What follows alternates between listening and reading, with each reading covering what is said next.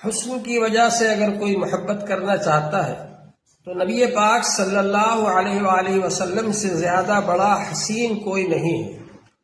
اور کمالات کی وجہ سے اگر محبت کرنا چاہتا ہے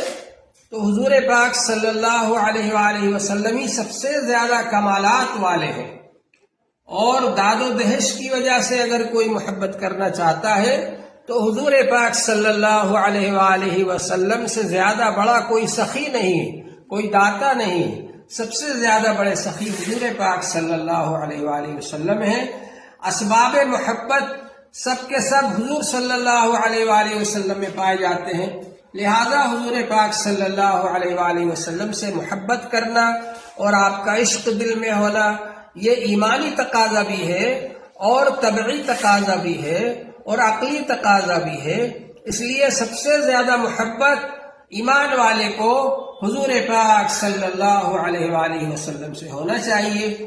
اور